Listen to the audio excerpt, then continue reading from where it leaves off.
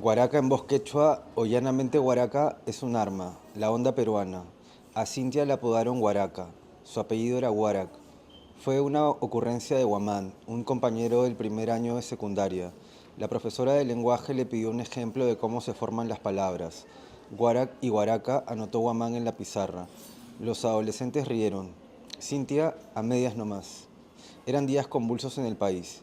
La policía reprimía a los protestantes que exigían una nueva constitución, un enfrentamiento de balas contra piedras.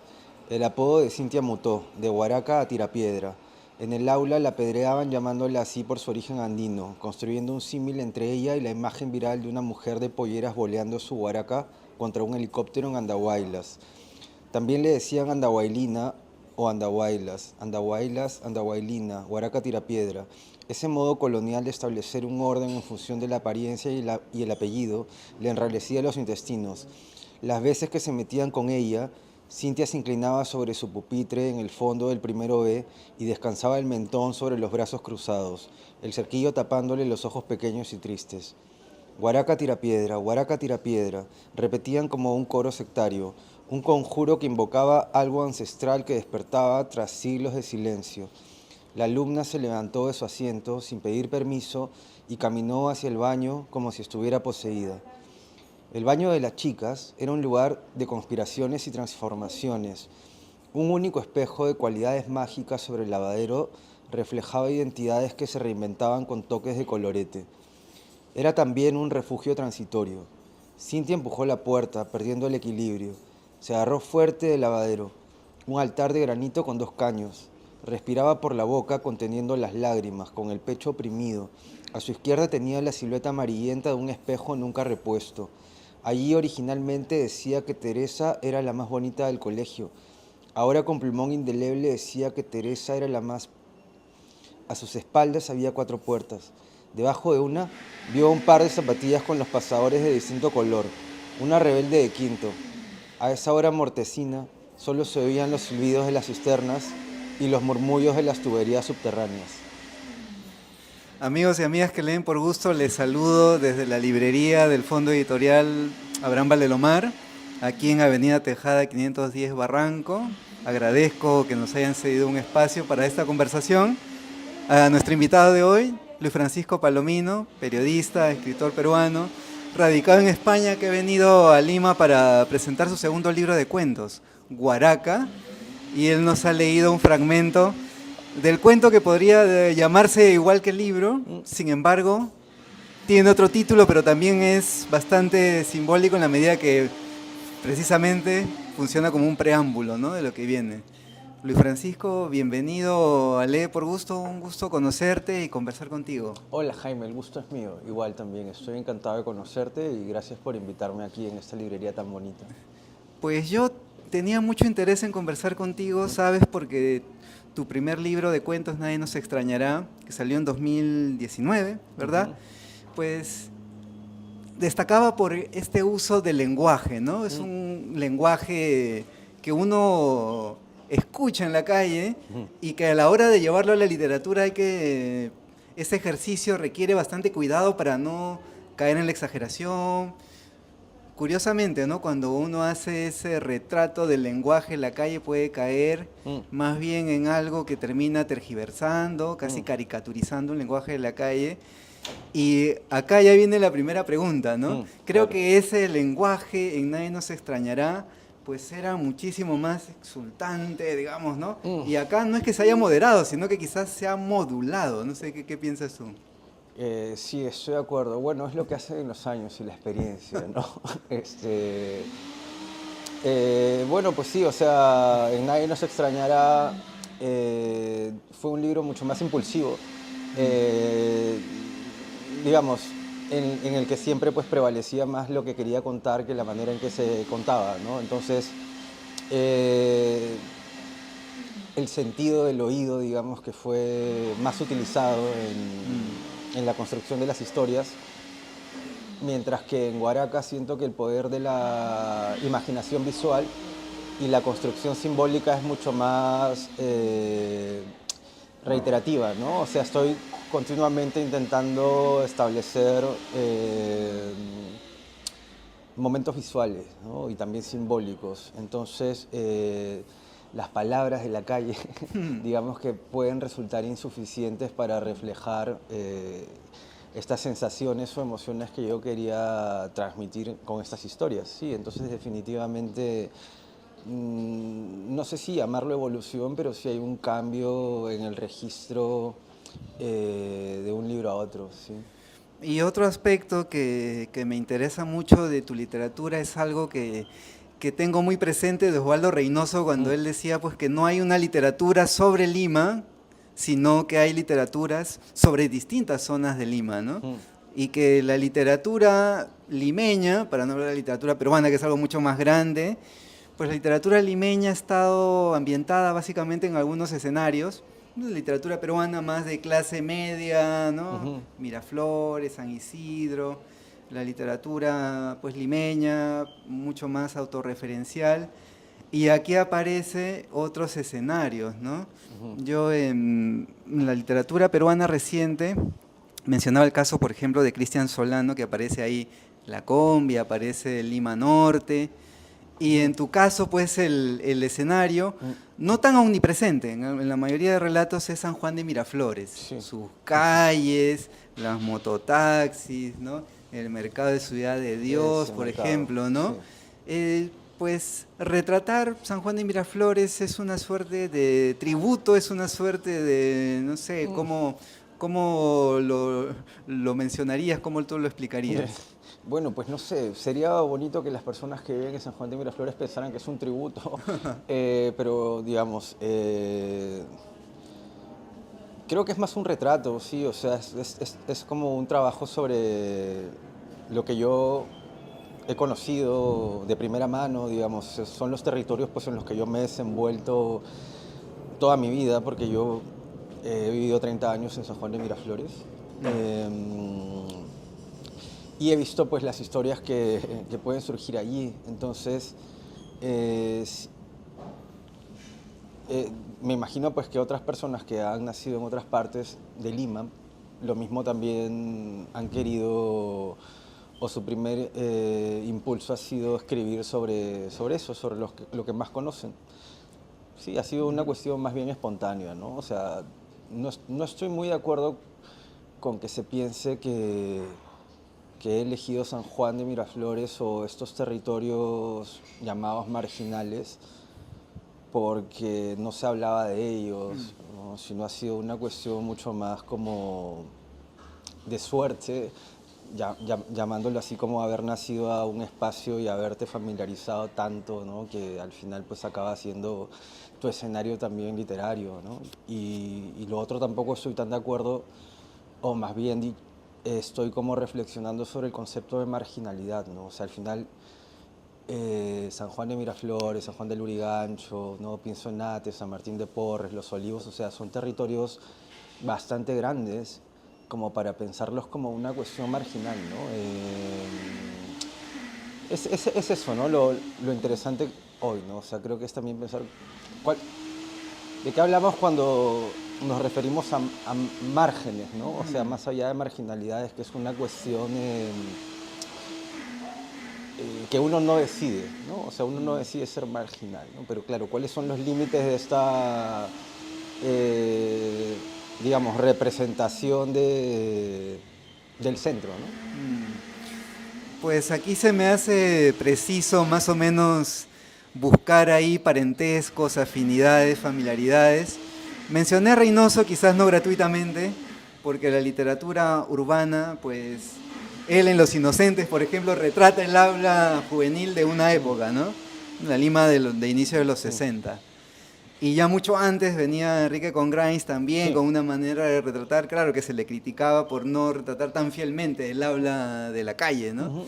Y luego seguimos avanzando en la literatura y bueno, está Ribeiro, donde más bien no es tanto el lenguaje, sino más bien es desde el personaje Sí. que vive estas pequeñas derrotas, ¿no? Ujú. Pues si tuviera que pedirte así tus afinidades, casi casi como tus generales de ley literarias, con cómo te emparentas o cómo te conectas con la literatura pues peruana.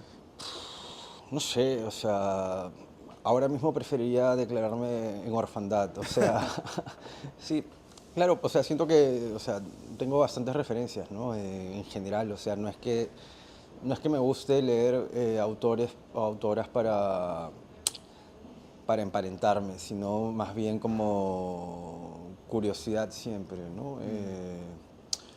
Digamos, o sea, pienso en lo último que he leído sobre literatura peruana o de literatura peruana, pues ha sido Katia Dawi, ¿no? Juan Carlos Cortázar, un poco antes Malena Newton, también a Fiorella Moreno, sí, o sea, quizás, bueno, yo Maldonado y ya como y etc., ¿no? O sea, seguramente me voy a olvidar de algunos nombres ahora mismo, pero, o sea, digamos, puede ser más bien una cuestión generacional, ¿no? O sea, digamos, estoy bastante atento a las novedades o expuesto más bien a las novedades, entonces, pues, para no estar desfasado, siempre estoy ahí observando, ¿no? Emanuel Grau también, entonces... Eh, más que un lector de narrativa peruana, o sea, pensando en, qué sé yo, en los años 70, ¿no? O sea, pensando en Ñawin, por ejemplo, ¿no? Que es un libro de Vargas cuentos Vicuña, bastante Eleodoro Vargas bueno, Vicuña. ¿no? O bueno, lo que tú has mencionado también, Ribeiro, Luis Loaiza, o sea, eh, un poco más adelante también puedo pensar en Patricia de Sousa, ¿no? Que no es necesariamente una cuentista, tiene relatos, pero como novelista también está bien, ¿no? O sea, digamos, como esta representación de la mujer, podríamos llamarla limeña, ¿no? O sea, está bien. Pero yo pienso más bien que con lo que más me he sentido conectado en los últimos años ha sido con la poesía, o sea, poesía peruana y textos de ciencias sociales, ¿no? O sea, ya desde la formación universitaria con un excelente profesor como Víctor Vich, o sea, había, bueno, en la clase se veía, qué sé yo, a Eguren, ¿no? A Oquendo de Amat, Westphalen, Moro, Vallejo, pero ya por una cuestión de, estoy mencionando mucho la palabra impulso, creo que me siento muy impulsivo en este momento. No sé, como una cuestión de curiosidad vital, ¿no? O sea, ya no como un aprendizaje literario, sino como algo que piensas que te puede servir como un goce estético, o sea, o un aprendizaje, ¿no? O cierta sabiduría incluso, o sea, José Watanabe, Antonio Cisneros, ¿no? A ver, se me está escapando alguno más. Rodolfo Nostroza, ¿no? Blanca Varela, o sea, creo que este libro Guaraca tiene bastante de ellos. Y en todo caso, pues, si tuviera que llamarme emparentado, ¿no? Un descendiente, me gustaría que ellos fueran mis figuras, digamos, tutelares, claro que sí. Particular, ¿no? Que menciones a poetas del 50, 60 y no aparezcan los de Hora Cero, ¿no? También que tenían esta mirada de que aparezca por primera vez la poesía, la calle en la poesía, ¿no? Sí, bueno, allí sí, puedo ser decepcionante quizás con eso, ¿no? Pero, o sea, creo que lo de Hora Cero estuvo bastante bien como intención, ¿no? O sea, creo que como un fenómeno poético de acción, ¿no? Performático, valoro mucho su energía bastante juvenil para tratar de llevar la poesía o descentralizarla, digamos, ¿no? Esa sería la palabra más justa. Pero yo creo que, o sea, digamos, todos también pues vamos avanzando y nuestros intereses o nuestras lecturas también, no sé si llamarlo como sofisticación, ¿no? Pero no sé, digamos que me encuentro en otro momento, otras búsquedas relacionadas al lenguaje, ¿no? Entonces, claro, cuando tenía 20 años me gustaba Hora Cero, ¿no? Me gustaba como que este empuje, esta fuerza, la garra que le ponían, la poesía integral, ¿no? Todas esas cuestiones. Hasta hice un pequeño trabajo de investigación sobre Hora Cero, ¿no? El- eh, pero, pero siento que igual se quedó un poco adolescente, ¿no? O sea, creo que no llegó a la madurez, ¿no? Y lo cual está perfecto, ¿no? O sea, es como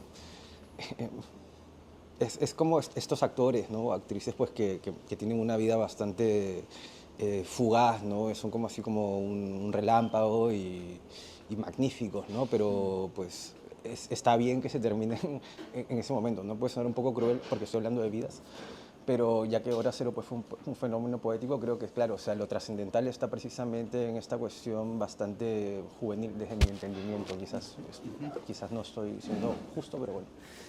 Volvamos a Huaraca para no desviarnos. Te agradezco. Quiero, por favor, que nos leas un fragmento, el inicio del segundo cuento Así. del libro. Vamos Yo a ver. quisiera, a propósito del fragmento que has leído del primer relato, también ahí. Muy bien. Eh, la Liga de Campeones. Nadie quería llevarnos. Papá tenía su periódico enrollado y metido entre la espalda y sus jeans, y el peine azul en el bolsillo trasero. Y como siempre iba andando delante de mí. Eso molestaba a mamá. Caminamos otra calle y pasó la tercera mototaxi, una Torito Bajaj roja. Papá le silbó. El escarabajo de plástico desaceleró, giró y vino zumbando. Papá le preguntó al conductor cuánto nos cobraría esta ciudad de Dios, un mercado mayorista que tampoco le gustaba a mamá. 2 soles, amigo, respondió el mototaxista. Papá se enfureció, como si acabaran de insultarlo, y le increpó. ¿Estás loco? Se asaba feo cuando consideraba abusivos los precios de los transportistas. Me daba miedo que uno de ellos lo tomara mal y le pegara. Creo que mamá tenía el mismo temor, y por eso le decía, basta, Aníbal. Papá, ofendido, les insistía, ¿cómo me vas a cobrar 2 soles? Yo siempre pago 1 sol, chochera. Pero nadie lo había atacado. Tal vez porque siempre sacaba pecho y separaba los brazos del tórax, como un muñeco de Goldberg, pero sin musculatura. El de la moto arrancó con el amago de embestir a papá y se largó. Él blandió su periódico como un sable y le gritó, ¡cachudo! Cuando se aproximaba otro escarabajo, volvió a silbar inflando los pectorales sobre su panza dura y redonda. La situación se repitió. A papá le daba igual la subida del precio de la gasolina. No le habían aumentado el sueldo a él, decía. Después de 2 intentos más, al fin un chibolo de mejillas chaposas que vestía uniforme colegial color rata, con un libro de matemáticas en el tablero y una mochila al lado de la palanca, aceptó ir por 1 sol. Estábamos yendo por mi regalo. Muy bien, gracias Luis Francisco. Esta es la historia contada por este narrador protagonista que es hijo, Aníbal, ¿no? De Aníbal. Mauricio. Mauricio, ¿no? Mauricio es el protagonista. Aparece la mención a la madre, ya no está. Por supuesto que no quiero arruinar la historia, spoilear como se dice ahora, pero quiero llevar al lector o lectora que todavía no se acerca a Huaraca algunos puntos para situar, ¿no? Situarnos en el libro, ¿no? El gran eje es la violencia, ¿no? Pero la violencia que aparece en la ciudad, ¿no? En el primer cuento, pues, a esta chica Cintia, que apodan Huaraca, que le dicen Andahuaylina, que le dicen Tirapiedras, aparece ahí de fondo la ciudad y la protesta, ¿no es cierto? Un guiño quizás a lo que ocurre ahora, pero la constante es que es la ciudad la que también a los personajes, hablabas hace un rato, ¿no? del impulso, la ciudad con toda su dinámica es también la que ejerce, podríamos decirlo, no sé si forzadamente, como esa presión sobre los personajes y los mueve a que reaccionen así, ¿no? Esta dinámica del me va a engañar, ¿no? Oye, no, estás loco, yo pago 1 sol, Claro. ¿no? Y esta forma también, el siguiente cuento, me gustaría también luego hablar de ese cuento por el particular uso del lenguaje y del humor. Creo que en la literatura peruana el humor está desprestigiado cuando es más bien es parte de. En fin, yo quisiera que nos comentes. Curiosamente también son 9 cuentos, como nadie nos extrañará. No sé si coincidencia o más bien algo más pensado, pero Numerología. una numerología ahí presente. Pero cuéntanos, por favor, cómo estos cuentos, cómo los fuiste formando, si así de manera orgánica, partiendo de una premisa, cómo así lo conformas este conjunto. Bueno, pues, o sea, creo que como limeños la exposición a las situaciones violentas son el pan de cada día, ¿no? O sea, es como, no solamente de una manera presencial, llamémoslo, ¿no? O sea, virtualmente, pues también al mirar las noticias, estás bastante como, o sea, continuamente estás asimilando como violencia, tal cual, ¿no? O sea, acaba de ocurrir un suceso de racismo en el Cusco, o sea, que se ha viralizado, ¿no? Entonces, claro, para mí eso es regresar al Perú, ¿no? Es como, otra vez como esta vorágine de noticias pues impactantes, ¿no? O sea, hay amenazas, las cuestiones de las extorsiones. Sí, entonces lo que he pensado también sobre el libro de cuentos, o sea, porque, digamos, sobre Huaraca, ¿no? Lo que he pensado es que yo no quería que el libro se identificara como un libro de la violencia, porque creo que ya se ha convertido como en un lugar común, ¿no? Y bueno, pues por esta vanidad de querer diferenciarte de tus contemporáneos, ¿no? Quise evitarlo, ¿no? O sea, claro, para, digamos, también lo bonito de la literatura o lo especial y lo retador para los autores y autoras es precisamente pues querer proponer nuevas lecturas de la realidad, ¿no? Porque si al final si todos escribimos sobre lo mismo y contamos las historias de la misma manera, pues no tiene ninguna gracia continuar publicando, ¿no?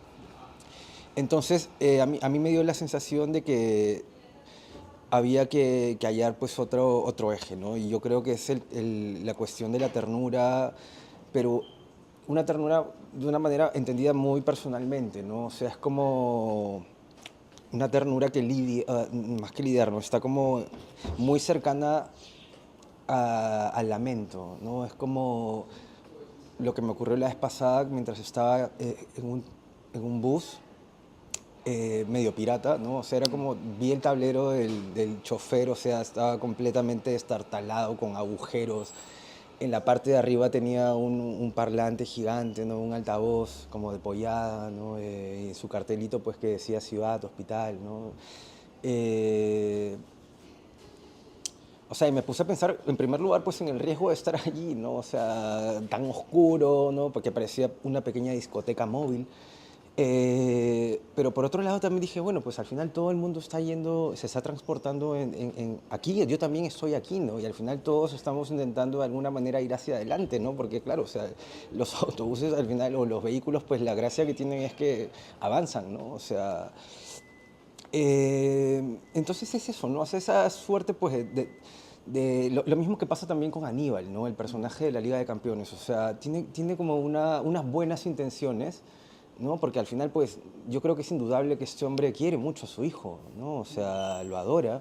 Y el cariño del hijo es recíproco, ¿no? O sea, tienen ahí una cuestión de que precisamente la madre ha oído, porque, o sea, creo que siempre las mujeres son más evolucionadas que los hombres y en cuestiones de sensibilidad y de cuidado, ¿no? Entonces, ya que estos dos se quedan solos, pues acaban estando huérfanos, tratando de lidiar con sus inmadureces, ¿no? O sea, el niño, porque obviamente, pues, tiene 10 años y aún no sabe cómo es la vida, pero a partir de la separación de la madre yo creo que se va dando cuenta de lo que se comenta en el cuento, ¿no? O sea, que vive en un vecindario de hombres desgraciados, ¿no? Y claro, y esta desgracia para mí tiene un punto de ternura, ¿no? O sea, el hombre, como lo observa el hijo, ¿no? El hijo observa a Aníbal durmiendo en un lado de la cama, ¿no? Y con el otro espacio vacío, ¿no? Como si aún continuara deseando el regreso de su esposa, ¿no? Entonces, eh, sí, o sea, creo que esta cuestión creo que también se reitera en otras historias, ¿no? O sea, no solamente es una cuestión de violencia, ¿no? Porque, o sea, tampoco pienso que los peruanos seamos naturalmente violentos, ¿no? Sino creo que más bien es un contexto, ¿no? Digamos, continuamente pues cuesta arriba, ¿no? Que nos hace pues enloquecer en muchos instantes, ¿no? Y pensar pues que las otras personas nos están impidiendo avanzar, pero esa no es una cuestión real, ¿no? Es una cuestión de que nos falta quizás un poco más de inteligencia emocional, ¿no? Para lograr cosas juntos, ¿no? Como país, ¿no? Entonces, esa era la intención del libro, ¿no? Y cómo también pues a través del poder de la fantasía, los peruanos y las peruanas pues podemos evadirnos, ¿no? Y claro, o sea, también hay un poder real ahí, ¿no? En la fantasía, o sea, cómo es que eh, Cintia Huarac, ¿no? Mirándose al espejo logra empoderarse, ¿no? Asumiendo pues un pasado, una herencia, eh, tomando el cetro, ¿no? Lo mismo en el relato final también, ¿no? O sea, al final se trata de de un cambio de mentalidad, ¿no? O sea, creo que esa también es la esencia de este libro, sí, más allá de la violencia. Ujú. Permíteme por favor el libro para Claro. leer algo que es subrayado aquí. Sí, ahora que mencionas esto de la ternura, claro, el escenario puede ser hostil, Mm, pero tanto Aníbal, mm. el doctor Roca, El doctor ¿no? Roca, sí. Tiene su lado tierno, pero se busca camuflar para no parecer tan vulnerable o débil, ¿no? Exacto. ¿No? Que es algo pues que es muy propio, no sé si de solamente limitarlo aquí en la ciudad, sino también pues es en un ambiente en el que uno está muy a la defensiva, ¿no? Y Sí, tal cual, tal cual. Sí, sí. Igual, claro, o sea, ahí esto de la ternura, por ejemplo, se puede emparentar, usando esa palabra que ya me has pegado, con Reynoso, ¿no? O sea, cuando dice, ¿no? Pero sé que eres bueno y que algún día encontrarás un corazón a la altura de tu inocencia, ¿no? O sí, sea, sí, conste que no quiero Reynoso. mencionar que es que hay ahí mucho menos ni imitación, ni tampoco pues conexión directa con Reynoso. ¿Acaso es más bien el retrato, ¿no? de la ciudad? Voy eh, a leer el inicio de Oye, pero igual me sentiría honrado, o sea, que me llamen imitador de Reynoso está bastante bien. Pista 9, intérprete desconocido, ¿no? El tercer cuento. Lo había planeado todo sin que su esposa y sus hijos supieran.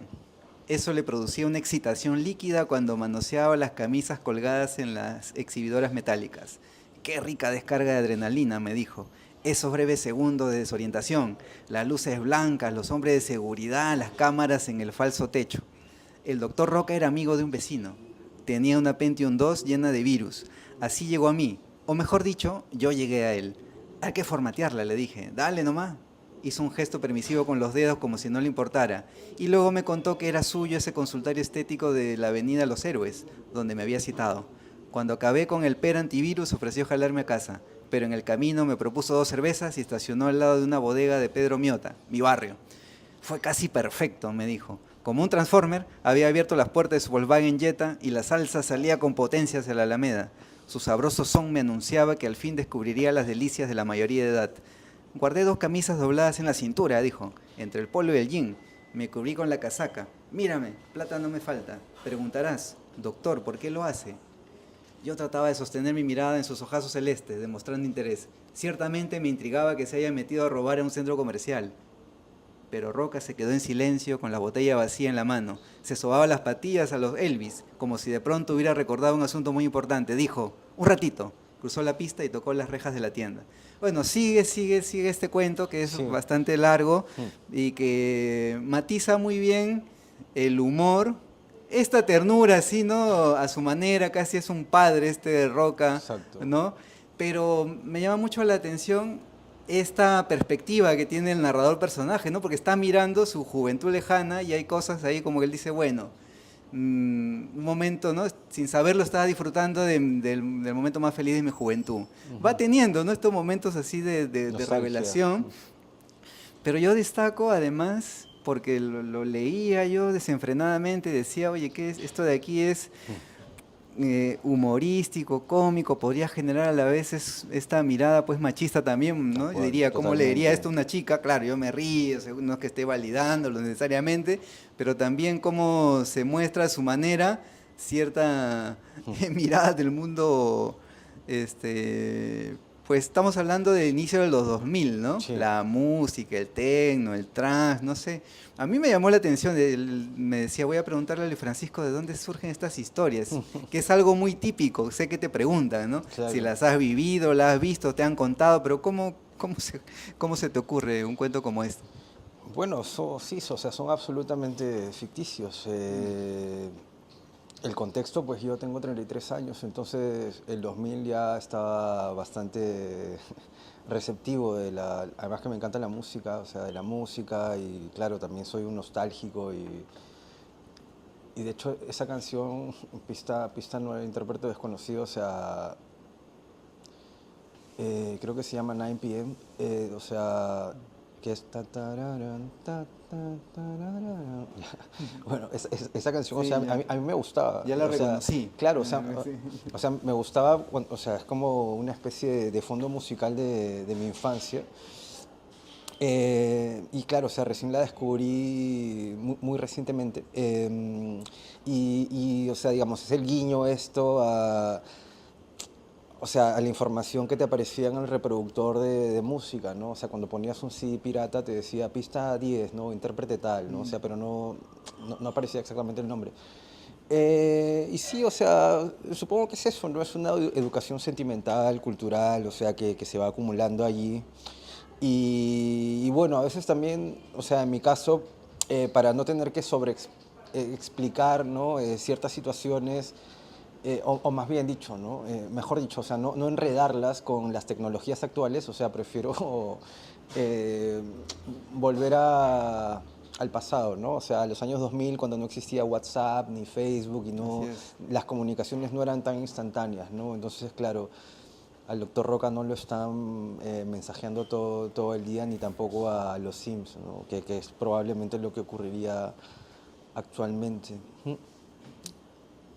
Ahí, ¿no? En la página 34, este narrador, ¿no? Estaba viviendo las horas más emocionantes de mi juventud, yo no lo sabía.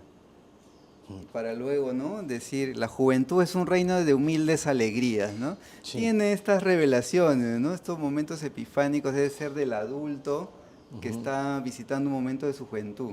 No sabemos muy bien a cuento de qué viene, pero claro, hay un hilo que tiene que ver ahí con el amor, ¿no? Es una manera, pues como tú dices, de la educación sentimental, ¿no?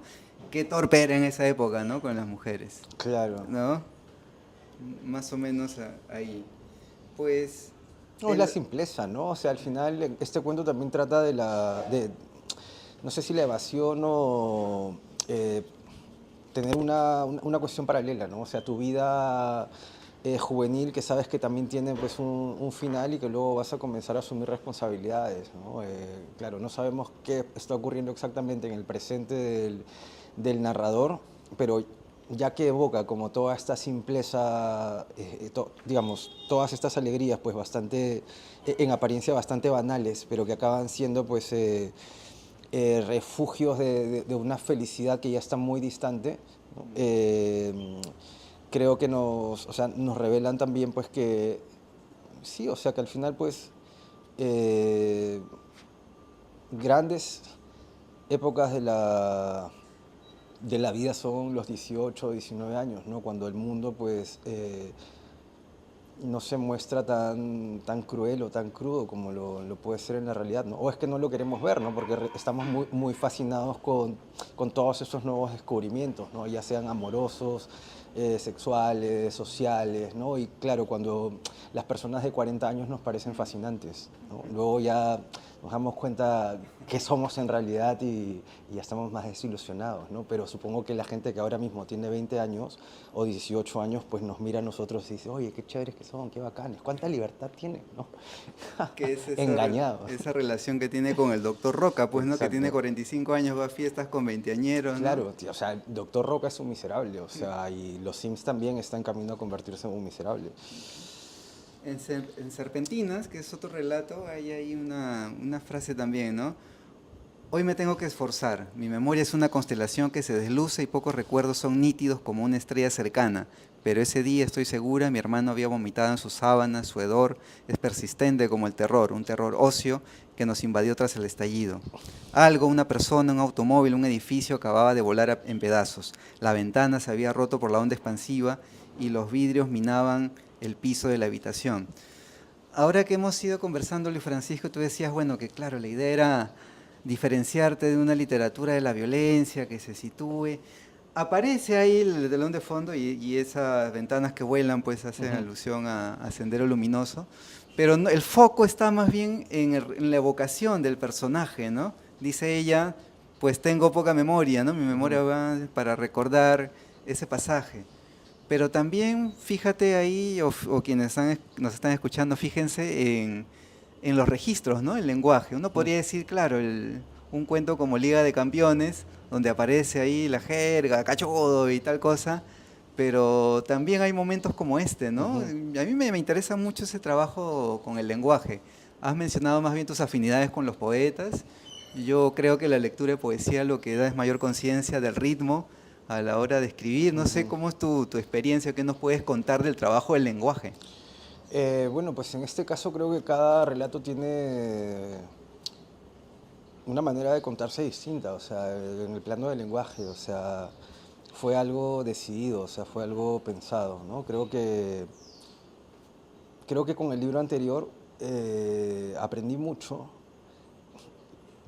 lo que ya no quería hacer hasta cierto punto, ¿no? O sea, porque claro, la repetición en cuestiones, vamos a llamarlas artísticas, también para mí pues satura, ¿no? O sea, soy más como aventurero en eso, ¿no? Por los caminos del lenguaje o de las historias o de los personajes, o sea, siento que pues sí, o sea, me gusta innovar por lo menos para mí, no estoy diciendo que sea un innovador en la literatura para nada. Eh, entonces sí, o sea, creo que, o sea, Huaraca pues tiene ahí por momentos una cuestión, un tono un poco épico, ¿no? O sea, por algunos registros épicos. El de la Liga de Campeones está mucho más cercano a lo que podríamos llamar un realismo sucio, ¿no? Pero también con una cuestión allí muy insistente sobre la ausencia de la mamá, ¿no? Que no sabría cómo identificarlo, ¿no? Con un nombre, ¿no? El texto, el cuento el Doctor Roca y los Sims, sí, es totalmente mucho más juvenil, ¿no? Tiene un punto mucho más humorístico, puede ser un poco más ligero, ¿no? Pero no deja de ser un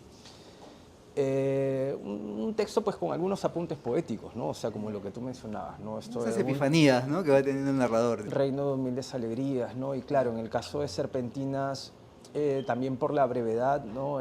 Me interesaba mucho más pulir el registro, ¿no? Entonces sí, o sea, creo que conscientemente en este libro he trabajado en la prosa, dialogando bastante con la poesía, ¿no? Porque, digamos, ese cuento el de Serpentinas está bastante inspirado en un poema de José Watanabe que se llama, me parece que se llama El Huevo, no sé si se llama El Huevo, no recuerdo exactamente cómo se llama, pero sí, está como, tiene mucha conexión con ese poema.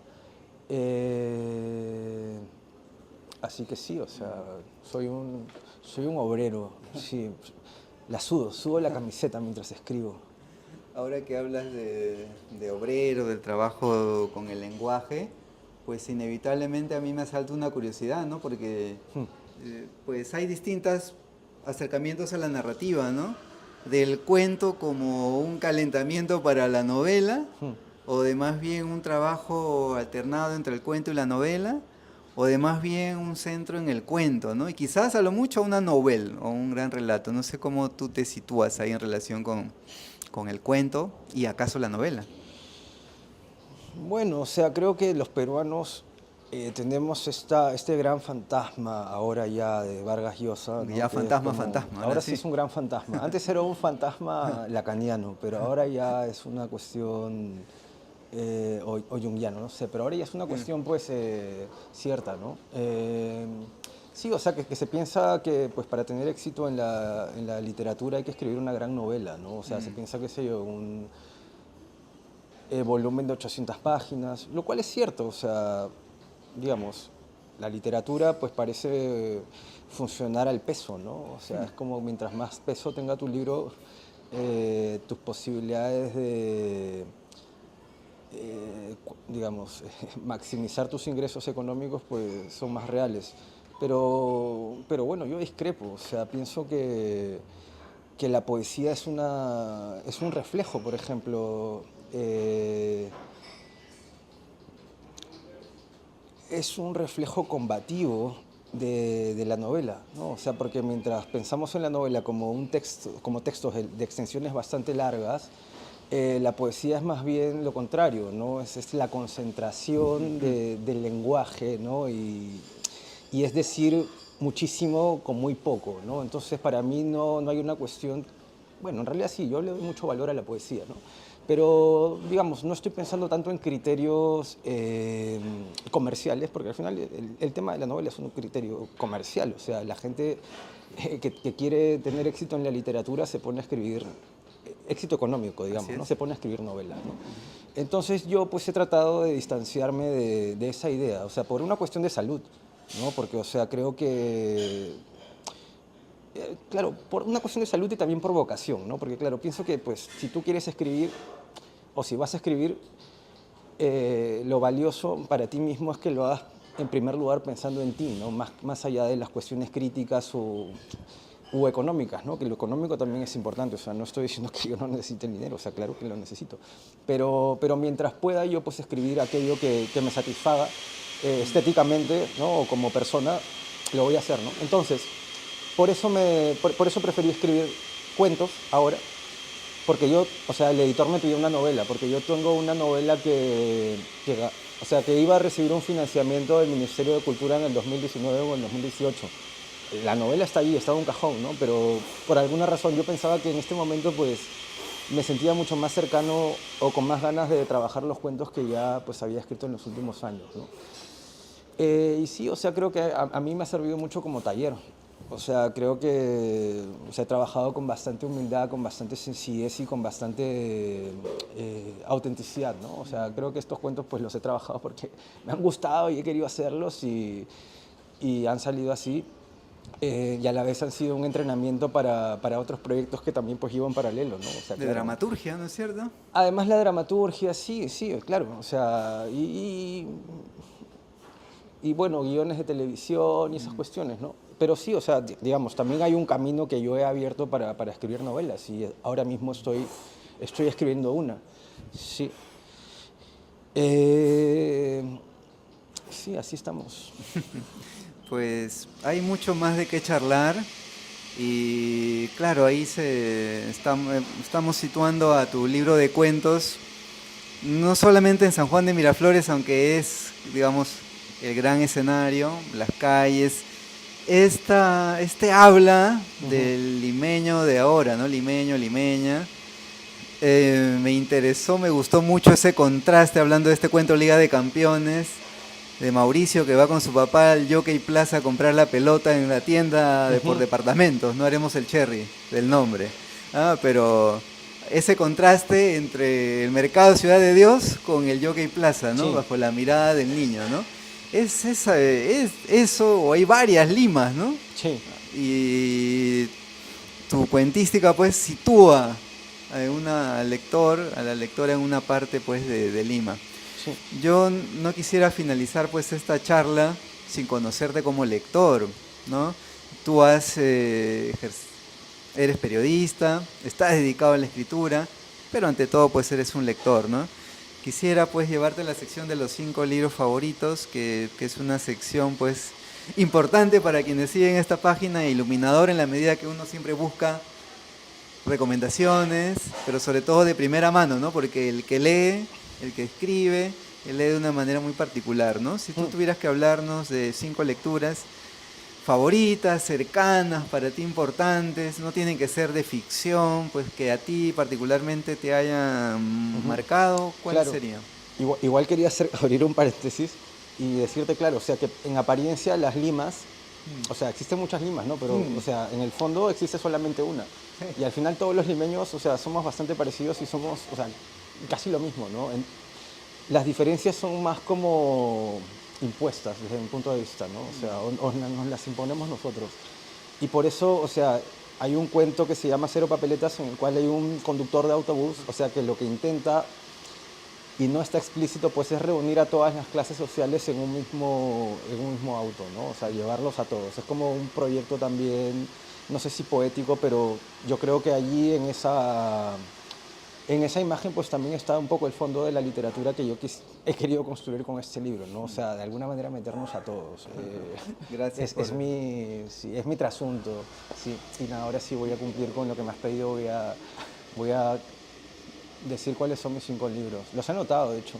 He hecho mi tarea. mejor, porque sé que es medio complicado. Es a complicado, veces, sí. sí, sí, te Además, compromete. claro, como somos muy vanidosos, queremos como decir cosas muy extrañas, ¿no? Muy Dilo excéntricas bien. para no repetirnos. Nadie diría, por ejemplo, conversación en la catedral, en la ciudad de los perros, ¿no? Eso es muy mainstream, muy popular. A ver, déjame ver. Creo que me lo mandé a mí mismo.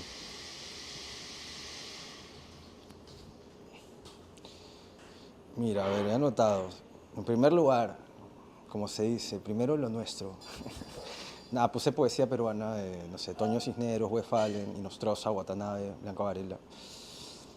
Y eso, o sea, recordar que el Perú, en palabras de un buen profesor que fue, o que es Víctor Vich, dijo en las aulas pues que si hubiera un campeonato mundial de poesía, el Perú se llevaría el trofeo. Y yo lo suscribo, o sea, creo que realmente esta es una tierra de excelentes poetas. Eh, y hace poco también recordaba podemos llamarlo un relato, ¿no? De Héctor Velarde, que se llama El concho telúrico de acometividad, ¿no? En el cual habla del peruano como un tejedor, ¿no? Y la poesía es tejer, ¿no? Que sí, a diferencia de los romanos son los inventores de la rueda, ¿no? Que lo que quieren pues es algo mucho más como funcional. El peruano está en su sitio y está ahí, ¿no? Tejiendo, tejiendo. Y eso es escribir poesía, entonces me parece lo máximo. Luego, pues Los detectives salvajes, obviamente, de Roberto Bolaño, que también es una novela que tienen poetas, poetas por el mundo, que fue un regalo de mi abuela Adela, que le guardo mucho cariño. Me regaló el libro que yo iba a elegir, ¿no? O sea, me dijo, bueno, algo y dije, Los detectives salvajes. Y sí, claro, es una novela fascinante para leer cuando tienes entre 15 y 20 años, ¿no? O sea, creo que la disfrutas mucho, ¿no? Es una iniciación a la literatura y a las aventuras con Arturo Belano y Ulises Lima, sí. Bueno, una lectura reciente que me ha servido para escribir este libro es La poética del espacio, de Gastón Bachelard. O sea, Bachelard se ha vuelto como mi autor de cabecera, es como mi gurú, ¿no? O sea, y sí, o sea, creo que trabaja bastante bien la cuestión imaginativa, ¿no? Con, digamos, con algún, o sea, mucho conocimiento teórico, ¿no? Y también pues habla de la poesía y de los espacios, ¿no? Entonces, a mí me ayudó mucho para establecer espacios físicos que fueran simbólicos, ¿no? O sea, las casas, el transporte público, el huevo, ¿no? Y etc., ¿no? Un libro de cuentos buenísimo, Cazadores en la nieve de Tobias Wolff. Wolff también es un cuentista pues al que aprecio mucho, o sea, me parece magnífico.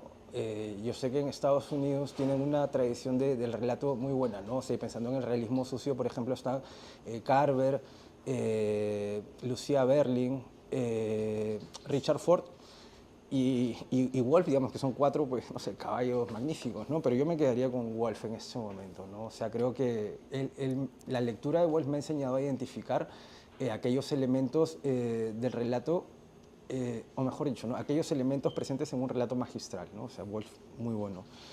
Y luego, pues lo último que he leído que también me ayudó a escribir este libro fue una novela que se llama Personajes desesperados, de Paula Fox. O sea, es una novelita así sobre la burguesía, me parece que de Nueva York, pero es una burguesía bastante como decadente, ¿no?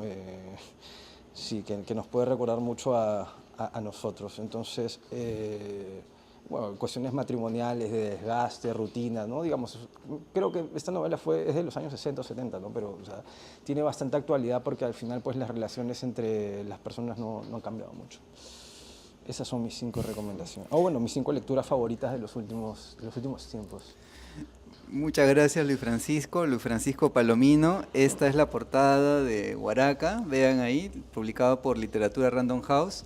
No es gratuita ahí la Es mi portada, casa esa, ¿no? Es tu casa. Mira, ¿no? Que puede ser una metáfora también de otras limas, ¿no? parecida a mi casa. Parecida a tu casa, pero es una metáfora de las limas, pues estas paredes por tarrajear, ¿no? Claro, Que es casi siempre. la... Claro, o sea, la vez pasada también, o sea, comentaba, ¿no? Esta cuestión muy limeña de la esperanza, ¿no? O sea, que tú ves una casa de un piso, pero que tiene las columnas expuestas, ¿no? Eso quiere decir, vamos a seguir creciendo, ¿no? O sea, también pasa en el cuento de la Liga de Campeones, ¿no? Pero sí, o sea, esto, no sé, a mí particularmente pues me llama mucho la atención, ¿no? Y me siento muy conmovido porque creo que al final, como peruanos, pues siempre queremos guardar ilusión, ¿no? Para el futuro. Y en el tren eléctrico o en el metro de Lima uno siente ese contraste cuando va de la estación sur, no va pasando por la, va Tal llegando, cual. ¿no? Al vuelo de Greta. Igual, o sea, te recuerda cuando en los años 90, o sea, no había tren. Además, a mí me tocaba verlo porque desde San Juan de Miraflores pues se veía una cuestión incompleta, ¿no? O Sí. sea, llegabas a Tomás Marzano y ya solamente veías las columnas con los fierros ahí en el aire. Entonces, sí, o sea, esta sensación de estar incompleto, pero claro, lo que dice Juan Javier Salazar, ¿no? Perú, país del mañana. Todo eso para que vean que hay muchas más aristas para hablar a propósito del libro de Luis Francisco Palomino. Muchísimas gracias, felicidades por el libro Gracias. y Gracias, Jaime, muchas gracias. un gusto haberte tenido aquí. Muchas gracias a Luis Francisco, a la librería del Fondo Editorial Abraham Valdelomar por recibirnos y a quienes nos han seguido y han estado atentos a esta conversación. Hasta la próxima.